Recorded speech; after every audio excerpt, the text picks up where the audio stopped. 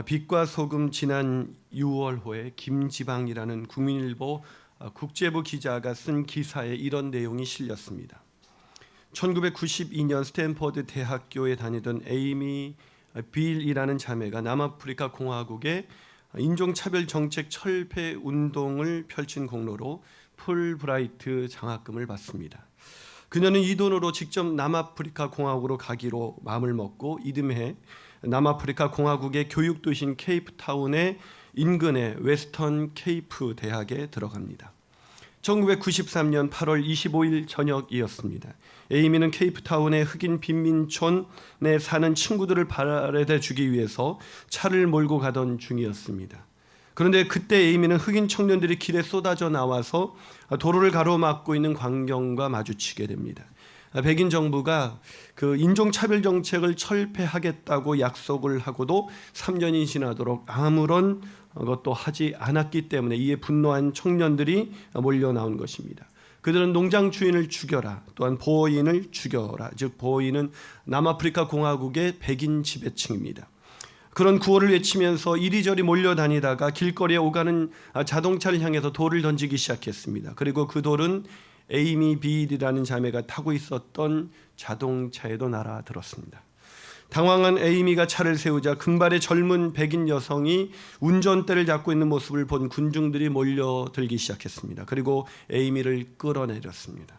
분위기가 험악해지자 같이 차에 타고 있었던 흑인 친구들이 에이미는 보호인이 아니라 자신들의 친구라며 자신들을 돕기 위해서 온 친구라면서 그렇게 외쳤습니다. 하지만 그들의 절박한 호소는 군중들의 함성 속에 묻혀버리고 말았고, 일행과 함께 도망을 치던 에이미는 누군가가 던진 돌에 맞아 쓰러졌습니다. 이어 군중 속에서 나온 청년들의 칼부림으로 인해 그녀는 그 자리에서 숨졌고, 이후 4명의 흑인 청년들은 에이미를 살해한 혐의로 기소되었습니다. 그런데 상상할 수 없는 놀라운 일이 일어났습니다. 에이미의 아버지인 피터 빌 씨와 어머니 린다 빌 씨가 이들을 용서하기로 한 것입니다. 그들은 자신의 딸을 살해한 흑인 청년들과 악수를 나누고 그들의 가족과 포옹을 하면서 법원에 그들의 사면을 요청한 것입니다. 뿐만이 아니었습니다. 에이미의 부모는 자신의 딸이 죽는데 일조했을 구글레트의 젊은이들을 위해서 남은 일생을 바치기로 합니다. 그리고 빈민촌의 흑인 청년들이 범죄와 폭력의 막다른 골목에서 벗어날 수 있도록 에이미 빌 재단을 설립합니다. 놀랍지 않습니까? 누가 자신의 딸을 죽인 이들을 용서할 수 있을까요? 누가 자신의 딸을 죽인 이들을 위해서 평생을 헌신할 수 있다는 말입니까?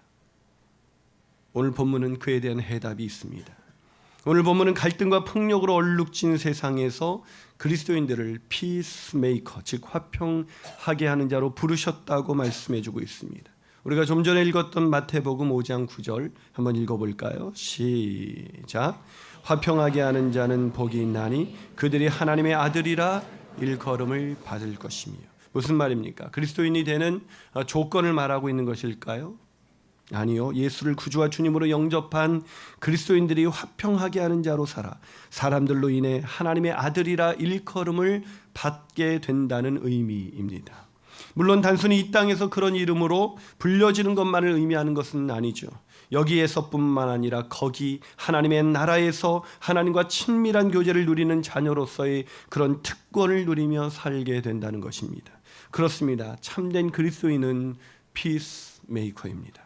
다시 말해서 그리스도인이 되었다고 말하면서도 지속적으로 누군가와 다툼과 갈등 속에 살고 있다면 그 사람은 누군가에 의해서 그리스도인이라고 불림을 받게 되지 못할 것입니다. 아니, 어쩌면 그는 그리스도인이 아닐 수도 있습니다. 그러게 우리가 참된 그리스도인이라면 화평하게 하는 자로 살아야 합니다.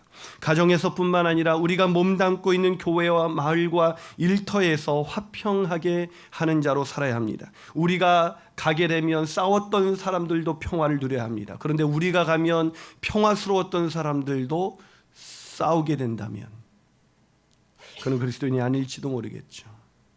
그러게 우리가 참된 피스메이커로 살아갈 때 그리스도의 사람들이 주는 평화의 기운을 사람들은 느끼면서 우리를 통해서 하나님의 영광을 보게 될 것이고 그들은 우리를 가리켜서 그리스도인이라고 부르게 될 것입니다. 저는 우리 교회가 우리들이 그런 인생을 살게 되기를 주님의 이름으로 축복합니다. 자, 그렇다면 우리가 어떻게 그리스도인답게 피스메이커로 살아갈 수가 있을까요? 첫 번째 단계는 갈등의 원인인 욕심을 버려야 한다는 것입니다. 갈등의 원인은 욕심입니다. 영혼이 잘 되는 집이라는 저의 책에 보면, 물론 읽으시지 않으셨겠지만 1983년 노벨 평화상을 받은 레흐 바웬사의 이야기가 나옵니다. 그는 폴란드의 국내외에서 가장 존경받는 지도자였습니다. 그런 그가 워싱턴의 내셔널 프레스 클럽에서 이런 이야기를 한 적이 있습니다. 아들을 호되게, 정말 있는 힘을 다해서 호되게 두들겨 팬 적이 있는데 날짜를 따져보니까 노벨 평화상 수상을 통보받기 며칠 전이었습니다. 노벨 평화상을 받으신 분의 진솔한 고백, 그 고백에는 진정한 평화를 만들어낼 수 없는 우리들의 죄성과 우리들의 한계가 담겨져 있습니다. 교회를 좀 다녀본 분이라면 누구나 다 화평하게 하는 자에게는 복이 있다, 이 말을 한두 번쯤은 들어보셨을 것입니다. 아니, 이것은 타종교에서도 가르치는 교훈입니다. 그런데 왜 세상에는 평화가 없을까요? 아니, 화평하게 하는 자들이 모인 교회와 심지어 그리스도인 부부가 살고 있는 가정에도 평화가 없습니다. 갈등으로 인해서 우리나라가 소모하는 비용이 얼마인지 아십니까? 1년에 무려 246조 원이라고 합니다. 별로 안 놀라시네요. 이제 조 단위는 껌도 아니신가 봐요. 지난 8월 31일 코리아 헤럴드 기사에 의하면 만약 우리나라의 사회적 갈등 지수가 OECD 국가의 평균만 된다 해도 1인당 평균 국내 총생산이 작게는 7%에서 무려 21% 증가한다고 합니다. OECD 국가 중 터키를 제외하면 우리나라가 단연코 1위입니다. 그래서 우리나라를 가리켜서 갈등공화국이라고 부릅니다. 그런 오명을 듣고 있는데도 왜 우리는 이런 갈등에서 벗어나지 못하고 있는 것일까요? 성경은 그것이 바로 우리의 정욕과 욕심 때문이라고 말씀해 주고 있습니다. 자, 본문 야고보서 4장 1절과 3절을 한번 읽어볼까요? 한번 있습니다. 시작. 너희 중에 싸움이 어디로부터, 다툼이 어디로부터 나느냐? 너희 지체 중에서 싸우는 정욕으로부터 나는 것이 아니냐? 너희는 욕심을 내어도 얻지 못하여 살인하며 시기하여도 능히 취하지 못함으로 다투고 싸우는도다. 너희가 얻지 못함은 구하지 아니하기 때문이요 구하여도 받지 못함은 정욕으로 쓰려고 잘못 구하기 때문이라. 그렇습니다. 갈등과 다툼의 원인은 바로 욕심입니다. 미국 중재협회 회원으로 수많은 갈등을 성경적으로 해결한 분 중에 켄 산데라는 분이 있습니다. 그분이 쓴 책 중에 화평하게 하는 자라는 책이 있습니다. 그 책에서 그분은 이렇게 말합니다. 때때로 허물을 간과하기 어렵다고 생각하는 이유 중 하나는, 이 간과라는 단어를 피스메이커를 안 하신 분은 모르실 텐데, 우리가 누군가의 갈등, 잘못을 그냥 누르는 것이 아니라 그것이 내 마음 속에서 이해가 되는 것, 그래서 통과시킨 것, 그걸 간과라 그래요. 때로는 허물을 간과하기 어렵다고 생각하는 이유 중 하나는 상대가 한 일에 대해서 우리가 지나치게 과민한 태도를 보이거나 그것을 곱씹는 경향이 있기 때문이다. 이러한 문제를 막는 길은 하나님의 말씀에 비추어 마음의 태도를 점검하는 것뿐이다.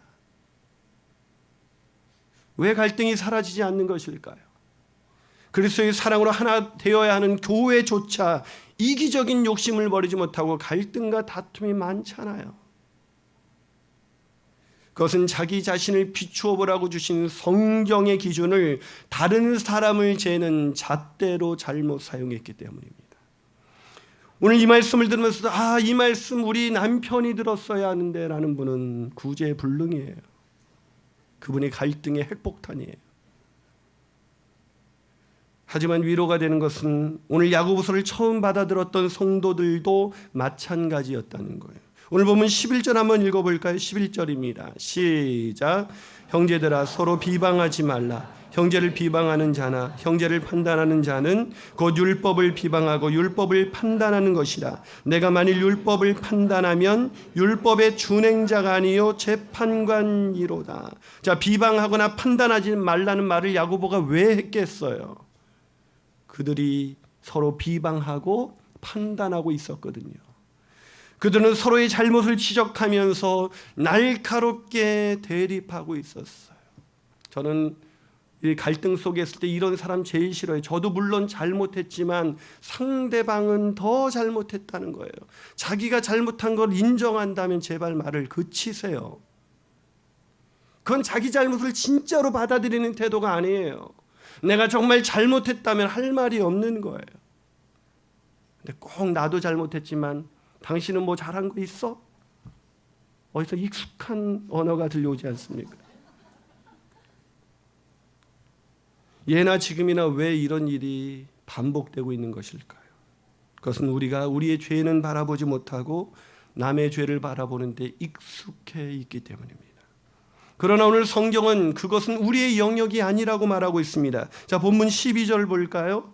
12절 있습니다. 시작. 입법자와 재판관은 오직 한 분이시니 능히 구원하기도 하시며 멸하기도 하시느니라. 너는 누구이기에 이웃을 판단하느냐? 너는 누구이기에 이웃을 판단하느냐? 사랑하는 여러분, 우리가 누구라고요? 우리가 재판관입니까? 우리가 누구를 판단하는 순간 그 사람은 하나님의 자리에 올라선 거예요. 누구를 비방하는 순간 그 사람은 하나님이 된 거예요. 오늘 하나님의 말씀입니다. 제 얘기가 아니라. 우리가 누구라고요? 우리는 재판관이 아니에요. 누구의 잘못을 지적하는 존재가 아니라 우리는 서로 이해하고 용납하는 피스메이커, 화평케 하는 사람입니다. 야고보는 재판관은 오직 한 분 예수 그리스도뿐이라고 말씀해 주고 있습니다. 그러기에 누군가를 판단해서는 안 됩니다. 우리에게 맡겨진 것은 누군가를 판단하는 것이 아니라 그를 이해하고 용납하는 거예요. 누군가가 이해할 수 없는 행동을 할 때 그것을 곱씹으면서 뒤에서 비방하고 판단하는 것이 아니라 나 같은 죄를 용납하신 그 주님을 기억하면서 그를 용납해 주는 거예요. 그 용납함이, 그 평화가 우리의 가정과 일터 그리고 우리 교회 가운데 넘쳐나기를 주님의 이름으로 축복합니다. 마지막으로 우리가 어떻게 그리스도인답게 피스메이커로 살아갈 수가 있을까요? 그 세 번째 마지막 단계는 자신을 낮추는 자의 축복을 믿어야 합니다. 무슨 축복을 믿으라고요? 자신을 낮추는 자의 축복. 설교를 준비하다가 예전에 읽었던 책 한 권이 떠올랐습니다. 바로 안희숙 여사의 그럴 수도 있지 라는 책입니다. 그래서 그 책을 다시 뒤적거리면서 그 책을 봤더니 거기에 이런 글이 있었더라고요. 거기에 밑줄까지 쳐 있었어요. 제가 밑줄을 친 거죠. 세상 만사는 모든 이유가 있기 마련이죠. 세상 만사는 모두 그럴 수도 있기 마련이니까요. 그럴 수도 있지. 이해하는 습관은 행복을 만드는 신호랍니다. 그런데도 우리는 며느리가 어떻게 그럴 수가 있어요? 시어머니가 어떻게 그럴 수가 있어요? 목사님이 어떻게 그럴 수가 있어요? 그럴 수도 있습니다. 참 기가 막힌 글 아닙니까? 그런데 문제는 이런 좋은 글을 제가 밑줄 치면서 읽고 나서도 저는 여전히 다른 사람의 행동을 판단하고 비방하고 있다는 거예요. 욕심을 버리지 못하는 거예요. 도대체 제가 왜 그럴까요? 아니, 어떻게 안희숙 여사는 일제 치하에서 예수님 때문에 모든 것을 잃고 견디기 힘든 억울한 일을 누구보다도 많이 당한 사람이에요. 한이 쌓여 있었을 거예요. 그런데도 그 안희숙 여사는 그럴 수도 있다고 말하고 있습니다. 그런데 저는 그런 고난은 제 인생 가운데 없었어요. 너무나 편안하게 잘 살고 있는데 제가 조금만 불편해지면 그 불편함을 견디지 못하고 어떻게 그럴 수가 있냐라고 누군가를 향해서 삿대질을 하고 판단을 하고 그것 때문에 마음이 불편해지고 그것 때문에 상처를 받고 그게 어떻게 교회이고 그게 어떻게 목사가 할 수가 있는 말이라고 합니까? 왜 그럴까? 도대체 차이가 무엇일까? 제가 곰곰이 묵상하다 알게 된 것이 있어요. 그것은 안희숙 여사는 자신을 낮추는 자의 축복을 믿은 거예요. 여러분, 말씀드린 것처럼 다툼과 갈등의 원인은 세상을 사랑하는 데서 오는 욕심에 기인합니다. 또한 서로를 판단하기 때문이에요.